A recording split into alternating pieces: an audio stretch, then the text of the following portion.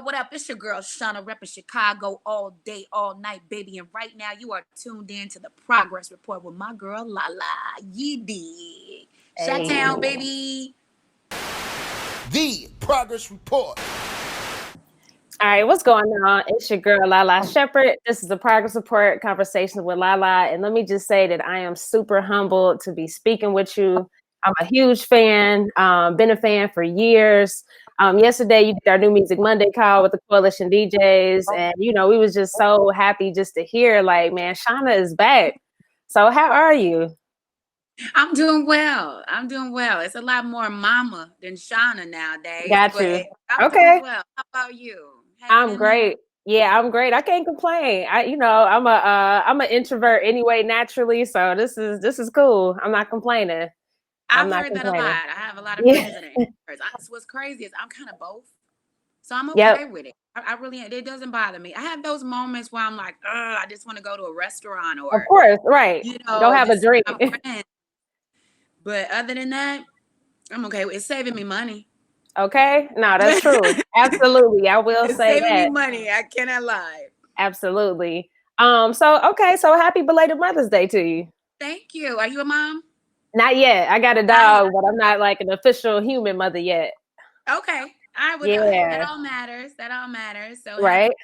God mommy or right. whatever it is you're calling it. Right. As well. For sure. Talk about motherhood for you. Well, motherhood has been involved in my life ever since I started kind of signing my deals. I had my first child, my son, when I was 19. Okay. And I was 6 months pregnant when I signed my first deal with Relative Records with Infamous Syndicate. So, yeah, for a while, I was really the only one that was out there, kind of at my level of it, but still having kids at home. This is when we had her baby before Kim had her baby. To my knowledge, Trina doesn't have any children. You know what I'm saying? Right. Oh, it just was it was tough. You missed a lot of first moments, you missed a lot of first teeth, you missed a lot of things that happen at school, performances and things like that. But I worked hard, and the sacrifices I made have paid out very well. I was able to raise them, in good schools, and get not spoiled. I do spoil them. I ain't gonna lie. For sure. It's your kids. I'll be able to maintain. Never have to need anybody, which is a blessing. That's right. Respect. I know that was a lot, just balancing that out, especially too trying to, come up in this crazy industry. So much respect to you. Thank you. And my son actually has special needs, so I'm a special needs. Yeah. Wow. So that made it even harder. For sure. Yeah. And that teaches you a lot of patience, I'm sure. Oh, more than I can explain. Yeah. Definitely.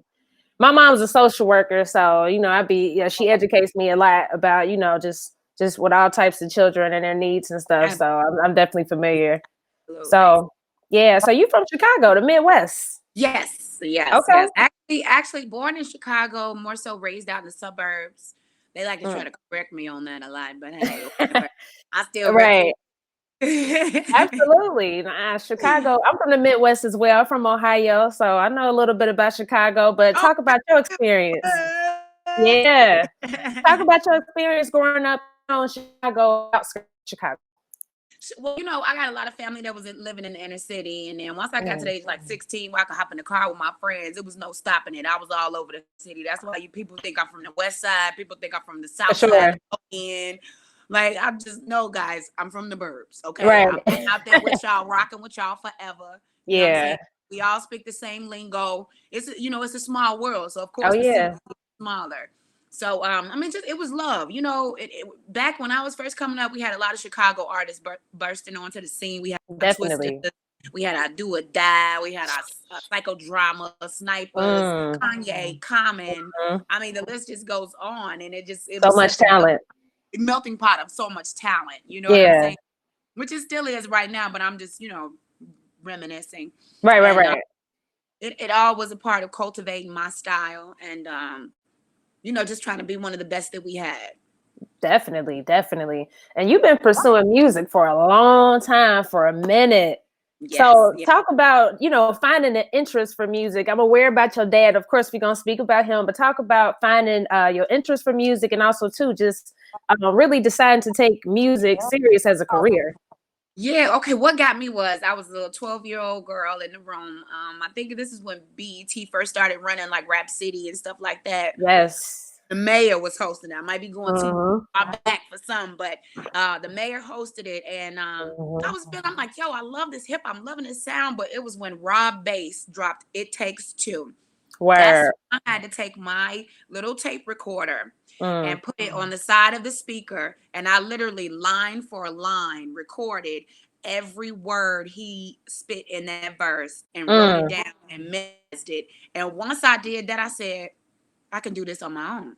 okay. And I started writing my own raps like that and just recording myself on a small recorder. And it just grew from there. Of course, like you said, with my dad being who he is and the musician that he is, it was always in me. But I honestly, I never had a desire to sing the blues or play the guitar. I just kind of relate to my generation and do what we were doing musically, which For was sure. hip hop and rap.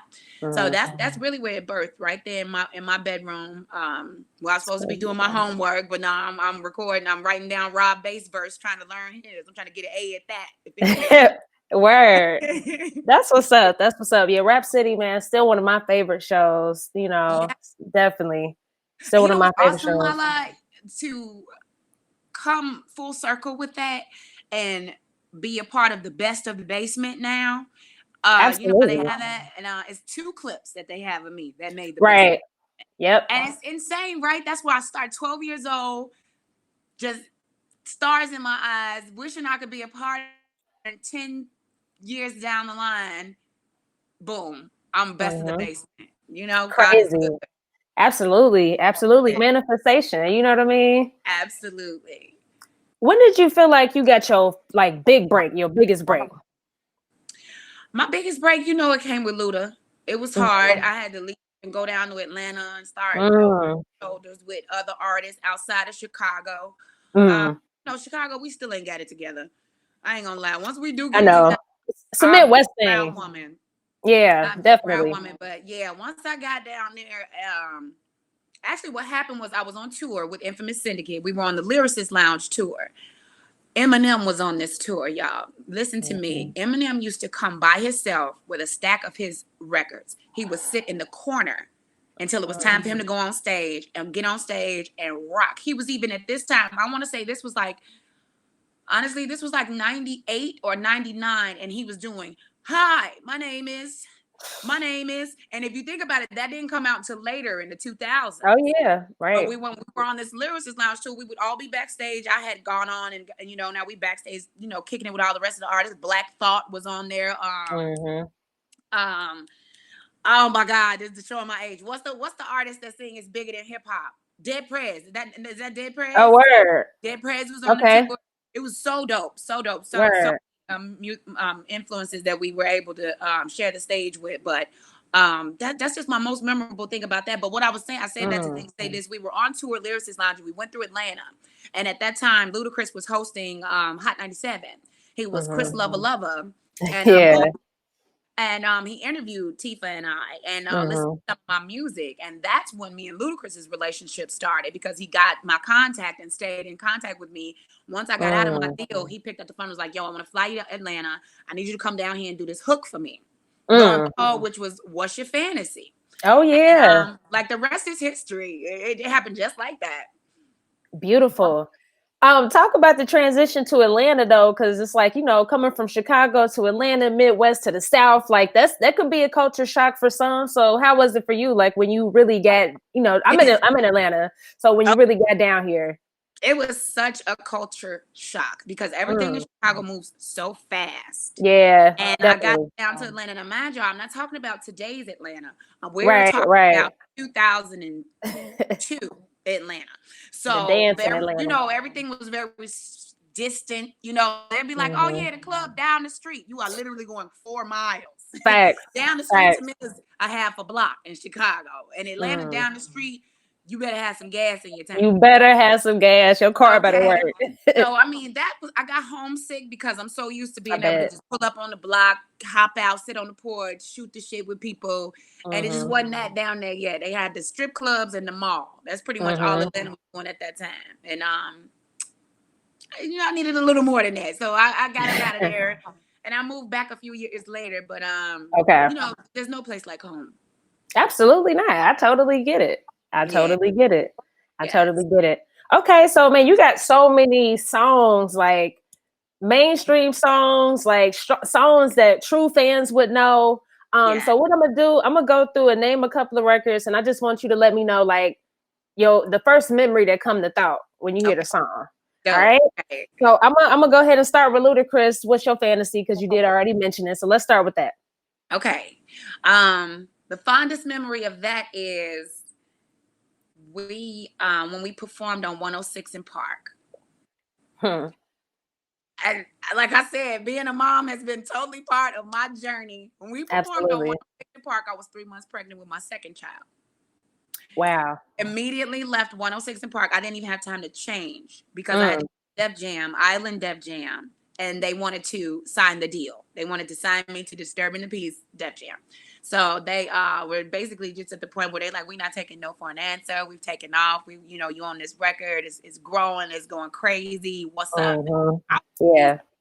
At that time, Def Jam was the king of hip hop. Absolutely. They had everybody. They had Ja Rule. They had DMX. They had Red and Method Man. They had the list just goes on and on, because I remember that Def Jam tour, Foxy Brown, and I tour bus and see everybody's picture on the side of the bus, and I was like, that's the family I want to be a part of. Right. So best memory ever when it comes to What's Your Fantasy. Okay, that's dope. That's so dope. Okay. What about Getting Some? Getting Some. Okay, first thing that pops in my head is I was at the time managed by a gentleman named John Monopoly. Okay. And he calls me at 2, maybe 3 in the morning with this beat, and he's like, I got it. I got our hit. And I'm like, well, let me hear it. Right. He plays it, and the first thing that comes on is getting. I was getting some head. I'm on the phone like,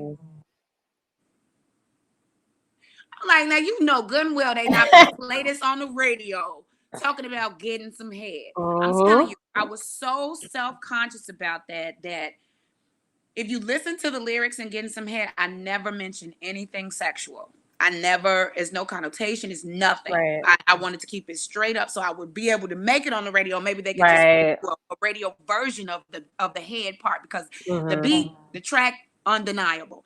But just the content, we're talking about 05, 06. Oh, now yeah. They're lenient with what they play, but back then it was still a lot of regulations in radio. When that record came out, The Getting Some, I was in high school, and I just remember hearing it on the radio. Like, I'm like, damn, this record is so dope. Like, I didn't know what else to think of. I couldn't believe it was on the radio. Like, I was just like, damn, like, this record is hard. Like, and everybody in school was singing it. It was just crazy when it came out. Yo, if I had $1 for every person that walks up to me saying, I was a kid singing that song. I got in trouble for singing that song. Oh, man. Another funny thing that happened, right? You know how when the plane lands, everybody instantly powers up their phones? Right. This was ringtone days. So I don't know where I was going, but the plane finally landed. Everybody's waking up, stretching, and then all of a sudden you hear get. I was getting some head. And they didn't even know I was on the plane. So everybody announced it, and everybody just started going crazy. Like, that is so dope. Like, it's really dope. It's really That's dope. Crazy. I'm blessed to be a part of that whole absolutely like that whole time and everything. Man. Definitely. So next record, Ludacris, Stand Up. Yes. Stand Up. Okay, first, let me see. The video. Epic. The video. Epic. The video, right? I mean, Luda never lets you down from every aspect of entertainment, whether it's the comedy, whether it's the content, it's the lyricism. I mean, to be side by side with someone like that is just so motivating. Definitely. It your mind working. He kept me on my toes all the time. Just directors that he would choose to work with, and how he would be so instrumental in the treatments and how he wanted the final outcome to be. Yeah. So, huge shoe to, to the dance moves that we did in the video, Right. To the baby Luda and the Yeah. diaper. Just that is that right there. And oh my God, I have to say this. The fact that it's put me in the top, I believe now that they just added Lizzo, it's 7 women to be in the top Billboard top numbers for a rap hit.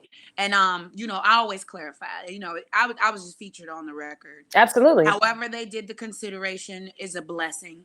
Absolutely. You know what I'm saying? I didn't rap on there. I just featured on the hook, and lo and behold, it's giving me that spotlight, and I'm so grateful for it. Beautiful. Yeah, that video was insane. It was just so dope. That was a good time in hip hop, Definitely. Not to knock anything else. Right. It's a good time. It's more about fun back then. Absolutely. You know what I'm saying? Like I play the neutral card a lot because I don't offend anybody, and people like to take things out of context. Of course. But what I'm saying is it was we had violence in records back then, but it wasn't so prominent. Back then, it was more so a lot about having fun or putting putting the spotlight on where you're from and showing y'all the culture of where you grew up and how you grew up. So, just a really good time in hip hop back then. For sure. I always say between Ludacris and Missy Elliott, they got the best videos, hands down. Even Busta Rhymes too. You know what I mean? He was doing his thing. I would be Missy's daughter. For sure. If I could come back, if I could come back in another life, I would be Missy's daughter. Missy is the GOAT for sure. For sure. Okay. Next record, Beanie Man Dude. Oh, okay. Best memory with that is it was January. It was my birthday, January 3rd, and Beanie was Capricorn. ready to shoot. Yes. Oh my. Beanie was ready to shoot the video, and he was like, "We got a whole team down here. You don't got to bring nobody. We just need you." Nice. And I'm just like, Beanie, that's out of the country. I'm just little on me. I really don't want to do it. Like, if you don't want to do it, we'll just shoot it without you. And I'm just like, all right, I got to put my big girl pants on and go. And then, like, as soon as I got off the plane, they greeted me with this huge bag of marijuana. Okay. And said, "This is all for you." And they had personal security the entire time I was there. That's dope. Had some of the best jerk chicken I ever tasted in my life. I laugh at American jerk chicken, right? Because I had not the same. And just Jamaica's beautiful, and to be there with, like, I want to call him an ambassador of Jamaican culture. To be there with somebody who's held at that stature was just unbelievable, and I'm glad I kind of sucked it up and went down there and had that experience. Absolutely. Part of my history now. We in the books. For sure. Yes. That's another classic joint. Like I got that in my reggae playlist. You know what I mean? That's the song that's never gonna get old. It's just never gonna get old. Timeless. Such a blessing to have classics that'll still play right now. The What's Your Fantasy, the Getting Some Head, the Beanie Man, Stand Up, all that. A DJ will still put that in their absolutely day, and it'll still have the same reaction. Definitely. So, I mean, how could I be mad? Absolutely. It's been good to me. For sure. Okay, so what about Gucci Man, Lames Can't Call Her, aka Ballers? What's crazy is me and Gooch became really good friends. Y'all had a few records. Yeah, we had a few records because I think what really kind of got it going was me and Deb, Auntie Deb. Me and Auntie Deb hit it off like this. Where? And a lot of times I would be just down there kicking it with her. And Gucci would be like, all right, we going to the studio. Come on, let's go to the studio and rock out. And I ain't going to miss an opportunity like that. You know what I'm saying? Right. So we would just go and vibe. We would go to Zaytoven's house in his basement. And we would just listen to records and vibe and freestyle and write and do whatever we had to do until we was ready to go to sleep. So that's how that record came up. Lames Can't Call It. We was just like, okay, what can we do? I'm like, come on, Goose, we doing all these records, but I don't got that one with you. I need that one that's going to make the ladies like, oh, this is it. And he came with the Lames Can't Call Her. She only that's my shit. And I'm like, yeah, that's what the ladies want to hear. For sure. I'm so I can hang with Gucci on the trap talk. For sure. Word Absolutely. talk and all that and stuff. But the girls, you know, they okay with that. But they sometimes they need something that they can relate to, that they can see. Yeah. So I wanted to get that out of him from us. Absolutely. Yes. Absolutely. Yeah. Okay. What about RPM with you, Ludacris and Twista? Okay, so first thing that pops in my head with RPM is when I first heard it, it was actually just a song for Luda and Twista. Word. And Luda sent it to Twista, and when Twista sent his verse back, Luda was like, "Oh no, you gotta have that. You gonna do that. I can't," because Twista took off, right? Right. It took off. So that's how it ended up being 2 verses of mine and just Luda on the hook. Okay. He was like, some Chicago stuff. I already know you gonna hold it down. So what happened was I sent my first verse in, and I think Luda kind of listened to both the verses, and he was like, I think I'll be better on the hook, which he does that. If you remember the What's Your Fantasy remix, was just me, Trina and Foxy, and Luda was just on the hook. So he's known for doing that. I told you, he's just very creative in the way he does things. He likes to be outside of the box at all times, and I respect that so much. But yeah, when he heard Twista and my verse, he was like, "No, you got to go ahead and do that." And now I'm like, "Oh, I'm really finna kill it." You got to. You go back and listen to it, you'll see that the second verse take off way harder than the first one. The first one I was a little intimidated. I didn't know what their verses was gonna sound like, but now I heard Twista's verse, so now like, just run that over and do what I gotta do. For sure. I'm gonna go back and listen to it again once we get done with the interview, just to hear refresh ears and a different perspective. The confidence and the energy was so much more in that second verse because he was like, you got this, and then it just took off. For sure. Yes. Okay. Lastly, Ludacris, Pussy Poppin'. Pussy Poppin'. Okay, so like I said, I had just newly moved to Atlanta. Yeah. Strip clubs in Chicago, so I just was not accustomed to naked women walking around. My club, women was dressed to the gods, right? You know, to come show up and show out. So to get down there and be around naked women, it was just like, wait a minute, hold on, baby, I don't want to dance. Right. You know what I'm saying? So, I got the treatment for What's Your Fantasy, and I was just like, you guys, you know, I'm really a hardcore rapper. I don't know if I really want to be seen in this light quite yet. I was very much a tomboy in my 20s on up into my 30s. That's just how I was.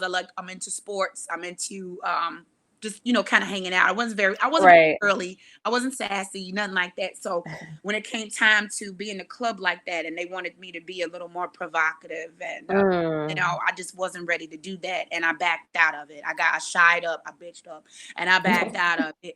And I hate that to this day because that show is classic. It was always played on BET Uncut. Okay, yeah. I always go back to that, and I'm like, yeah, I should have just sucked it up and been in that video.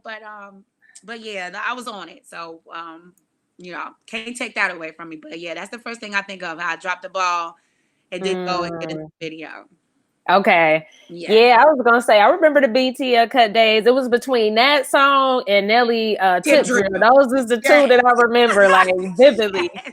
We used to be pissed, like, on the nights where those two videos wouldn't play because it would be so regular. Like, yo, why wouldn't the videos play? So it's like, those are the two that I vividly remember, for sure. You're right. Same here. Yep.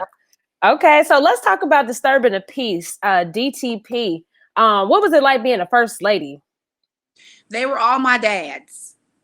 They were all dads and brothers. I literally could not have any male groupies around. I couldn't wander off too far. You know, and I appreciate it. I'm not saying it in a bad way. I appreciate it because you know, I'm most of the time I'm in foreign land. I don't know who I'm around or what's going on. Even in Atlanta, I didn't really know anybody down there. So for them to take me in and kind of, you know, sister me like that, I really appreciate it because you know it's a lot of guys that just want to one thing you know what I'm saying? Right. I never even had to deal with that because they wouldn't let them around. It was just like a family. It was a family. I was definitely their sister. Got you. That's love, and I love to hear that. Yeah, definitely. So Disturbing the Peace operated as a family. They had a lot of their family members working for the company. Mm. I mean, it was just natural for them to be family because they were. Got you. Yeah. Back then, did you experience any colorism at all? Nope. Wow. Not at all. I can't say that I did. Actually, I really learned for the first time how much other races appreciate our music. Mm. You know, being with an artist of his stature, Oh and, yeah.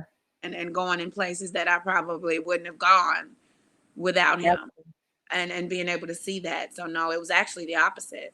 Wow. That's awesome. That's Yeah. awesome because you were here one extreme or the other. You know what Yeah, I yeah, mean? I'm just always curious. yeah, definitely. Well, you know, Luda is that type of artist. You know, he's For very sure. For relatable. sure. For He's sure. relatable. You know what I'm saying? Yeah, Yeah. definitely. So nowadays, do you feel like it's more inclusion of female artists like than it was back then? Oh, absolutely. Absolutely. You know, back then, me, Remy, Trina, we used to scream to the top of our lungs, unity, Mm, female unity. We for need to come sure. together. You know, we got to create, outlets and opportunities for each other. And it Mm, didn't really catch on. It took a very long time to catch on. So I'm very proud of the young ladies who are in the industry right now that are absolutely. embracing each other, working with each other, and supporting each other. That's what we wanted all the while. Right. Definitely. Definitely. Talk about putting in the footwork though, establishing relationship with DJs like back then, like, was it as important as it is now? Just, talk about it from your perspective. Well, to me, that's always been important because I mean, I'm a student at anything, so I'm always thinking. I'm an overthinker, honestly. So I'm always like looking around and paying attention, and I'm just like, people don't realize how instrumental a DJ is to your career and the impact that you're going Absolutely. to have. This is a person Absolutely. presenting you to people. This is a person Absolutely. who's going to leave that musical impression on these people for you. Mm, They're your conduit. And a lot of artists don't understand that. They just skip right over the DJ and want to go to the radio or the record label. And, they don't realize that it's building blocks. You have to right. develop a relationship with these DJs, and you can't just treat them like anything because they have power. Right. You have to Absolutely. respect that. You have to Hmm. respect that.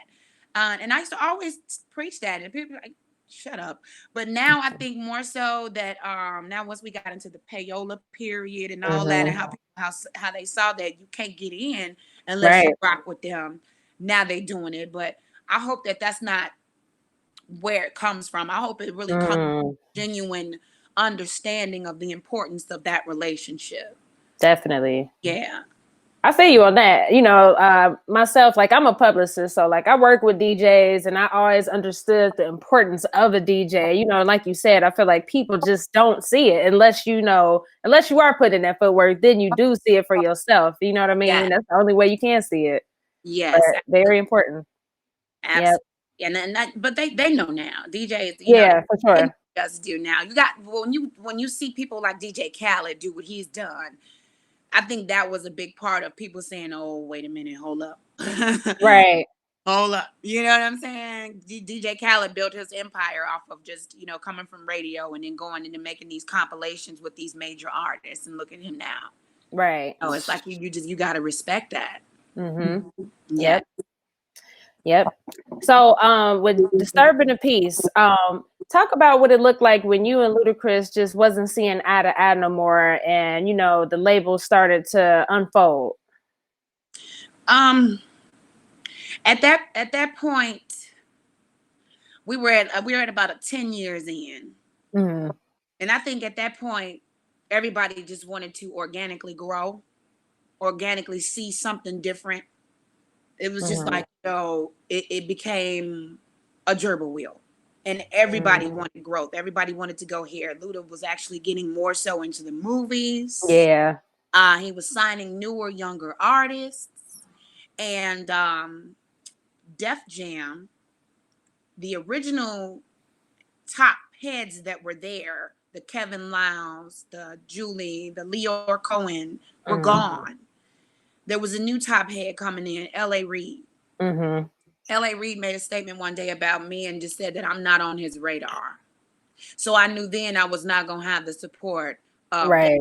that I had previously with the team that I signed with. Mm-hmm. So, when you hear about what happened with me and Disturbing the Peace, of course, people initially want to run and say, it was a Luda Shawnna fallout. Right. It basically was all of that, a domino effect. It was just kind of time for some change. And I think in the end, I mean, nobody really wanted to let go of the good thing that we had, but we all knew that something had to change. Something had to change. And I actually pregnant again with my third. Okay. And I didn't want to be away from them. Yeah.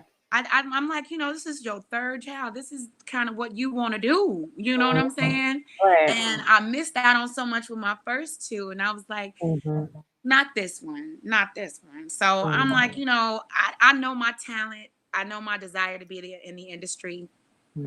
It'll never go away. But my kids will not stay the same age.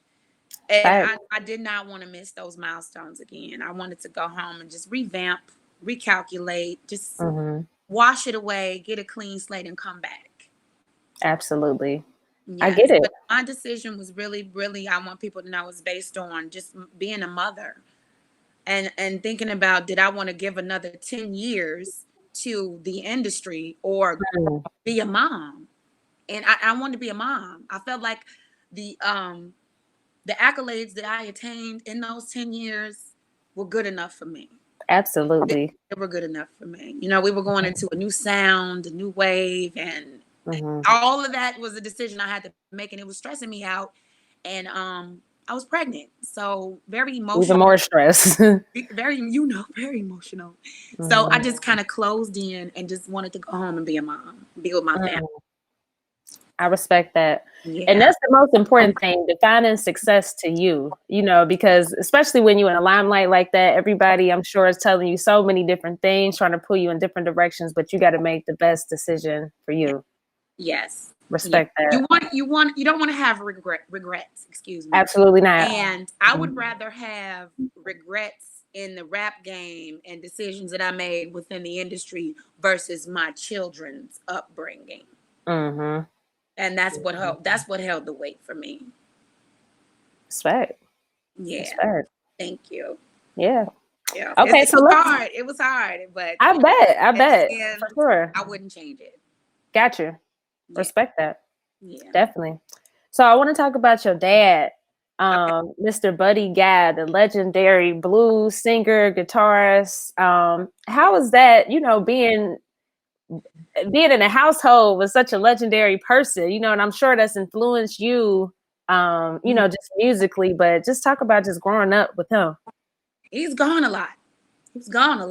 So, on a road. I grew up in a 2-parent home, but I must say my mother had the single parent experience. Okay. Gone. I mean, I want to say 9 to 10 months out of the year, and not just one block. He's gone. He'll be home for 3 weeks, and he'll be gone for 3 months, and he'll be back home for 2 days, and then he's gone for a month. And it just, when he was home, he was dad. He wasn't Buddy Guy. He was dad. He was, did you do your homework? Why your room dirty? Go make your bed. Go wash your clothes. Fold that up. Clean that up. You know what I'm saying? He would always come to my games. Like I said, I was very much into sports. I played volleyball and softball all up throughout high school. So anytime he was in town, he would come and kind of sneak in and stand out to the side and watch, because, of course, if they knew he was there, it wouldn't be about of course. Me. Right. And I love that about him. He knew absolutely. that, like, to let me have my moment. And absolutely. It was just a blessing, because it taught me a lot about being an artist, being a celebrity, and being a parent. How you definitely have to differentiate the two. And it's very important to just drop that at the door when you come home and be there for them in the capacity that they need. Leave stardom on the tour bus. Right. Yeah. Right. And y'all recorded a lot of music together already, but are you guys working on something new? Absolutely. I would never drop a project without him on it. I'm actually trying to get on one of his, because why not? Every one of them gets a Grammy. I'm like, you know what? Let me hop on this. Right. Do the interlude. Right. Something. That's cool. Yeah. That's super, super cool. Yes. Okay. Thank you. Absolutely. Okay, so what's your best advice to an artist to stay consistent in music? And we all understand, like you just mentioned, like life happens. You Yes. got to make the right decisions for you. But what's your best advice for staying consistent? I do have a good answer for that because I get asked a lot. I get that question a lot in my interviews. And the main thing that I want to tell artists is to know, to be knowledgeable of the industry and how, Mm-hmm.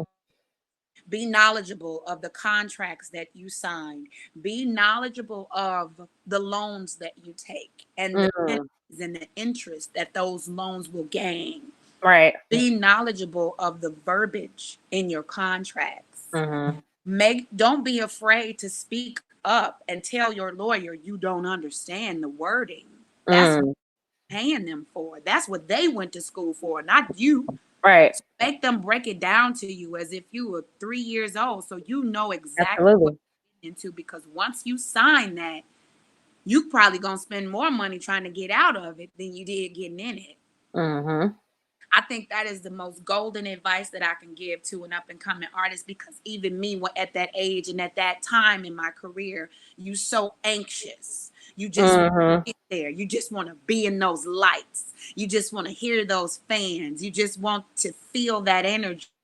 Right. And the paperwork is something that you just like, all you see is numbers. So if a Mm. label is telling you, here, we're going to give you a $50,000 advance, That's all and you all hear. you're thinking is, I got 50 racks, bet. You know what I'm saying? And you're not Mm. paying attention to nothing else that's in that contract. For example, the fact that they said you have to give them 7 albums before you can ever leave them. And they Man. don't give you a time limit on how Mm. often you can drop those albums. So they can drop an album on you 1 year and wait 3 to 4 more years to drop the second one. So Right. how long do you think it's going to take you to get out of 7 of them? And all you took was 50,000 in the door, and you got to pay that back. So Mm-hmm. when I get a chance to drop it on a new artist, I give it to you in the raw. I'm gonna give you the game. I'm not finna bullshit you. Excuse my language. I'm sorry. Oh, you I'm not good. gonna BS you and just Mm-hmm. be like, oh man, it's it. Get your cars, get your jewelry, get your bitches, and you know. Right. No, be smart. Know Sure. that you are a brand and you are negotiating your merchandise, which is you. You are negotiating how you will be dealt with throughout the situation or however long you sign into. And remember that these lawyers and these record labels half the time know each other. They have dinner together. You know what I'm Mm-hmm. saying? The benefit for everybody is to get money. Absolutely. The benefit for everybody is to get money, not to Right. give you money, to get money. So when you understand that, just protect yourself. Just be knowledgeable of everything that's going on. Don't and I'm gonna close it with this. Everybody can't go. Hmm. Meaning your friends, your family who wants to come and be a part of what God gave to you, Mm-hmm. that want to manage you or be your road manager or be this, and they have no experience. Right. Everybody can't go, and it's not your fault that everybody can't go. I want to drop that on. You know what I'm That's saying? real. And when you got somebody that's coming to you with a proposition or a situation and saying, hey, I can take you here, Mm. sign right here, make sure they show you who they did it for already. Damn right. All right? Make sure they show you who they did it for already. And if they show you the steps that they took to take someone to stardom, that's where you need to be.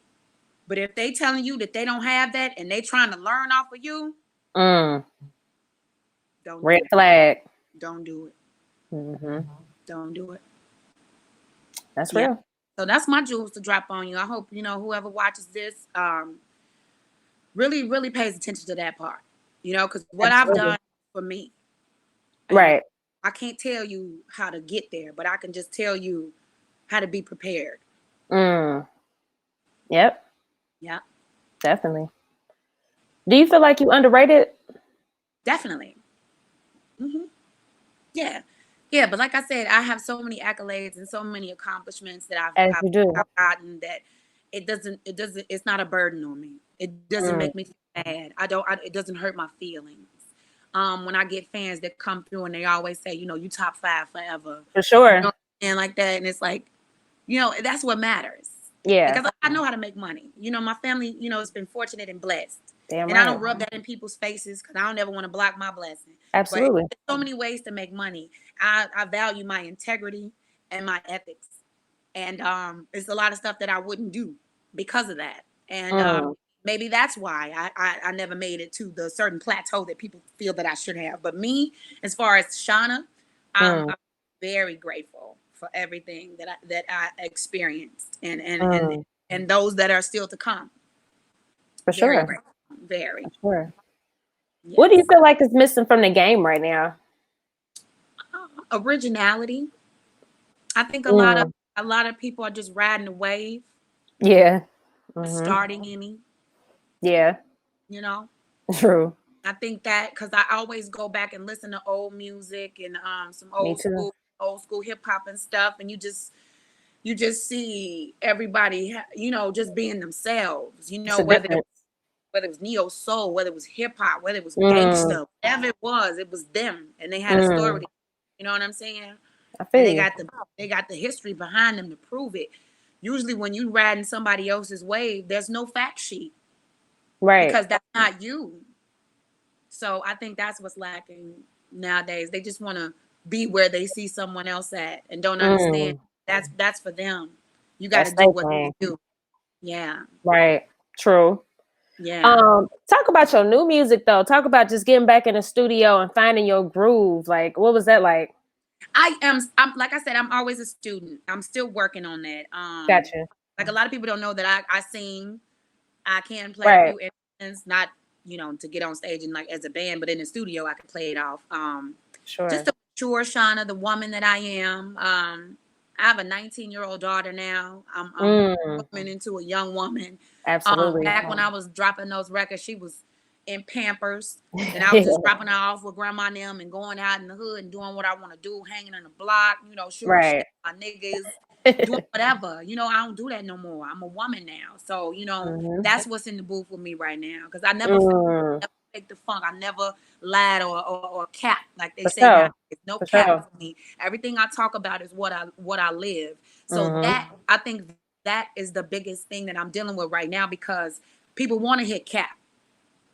It's all cap now. It's all I got this. It's all bragging and boasting. It's all you ain't got this, I got this. And I never really been that type of artist. So I'm just trying to find a thing I can, you know, still be myself and it still be beneficial for me. Word. Yeah, that it's called What You Mean, right? Yes. That motherfucking hard. Thank you. That shit is hard. I'm fucking with it. I like it. Like I was saying on the call yesterday, sometimes I'll do records for me. Yeah. Not for airplay, not for radio, just for me to get it out, because that's who I am. Yeah, you know for sure. It's therapeutic. You know, it's a lot of conformity that you have to do nowadays when it comes to getting a record played and stuff like that. So every now and then I just got to drop that real uncut Shawnna. And What You Mean was that. Definitely. I'm rocking with it. Thank you so much. Definitely. So the name of our show is called The Progress Report. We talk about growth, getting better. So what does the word progress mean to you? Progress means never be afraid to learn. Never be afraid to be graded, to be constructively criticized. Ooh, I got that out. Never be afraid to have that, because that's your growth. You have to continue to learn. Never be content. Do not be okay with contentment. Progress, that's what it is. Progress. Yes, ma'am. That's right. Well, this has been a lovely, lovely conversation. Again, I'm super humble because I've been a fan for years. So thank you for sharing your art with the world. Thank you for getting back into the music. Absolutely. Please don't take your foot off of it. Next. Let's go. It's absolutely just unfortunate in hip hop. You have an expiration date, right? You know what I'm saying? And it's only like that in hip hop. My dad is 83 years old, still getting Grammy awards, still putting out albums, still touring all over the world with nothing less than 10,000 people at his shows. He was just in Venice. He was just in Cognac, Italy, and it was like over 20,000 people out there in the Beautiful. rain. In the rain. 83 Beautiful. years old, people standing in the rain to come and admire his artistry. I don't know if that'll ever happen in hip hop, but to know that that exists is motivating. It's Absolutely. comforting. It's comforting. And it also, you know, garners me to go into that part of me that I can, you know, because I can see my longevity there more so than in hip hop. Right. Yep. I feel you. Yes, but I really appreciate you, Lalaa. Thank you so very much. We stay at 9, tune in every time. We don't do no cap, report only facts. Progress report, we got the news, no interviews, we got the stats, keep it a rack, come join the pack, know where we at. We stay at 9, tune in every time. We don't do no cap, report only facts. Progress report,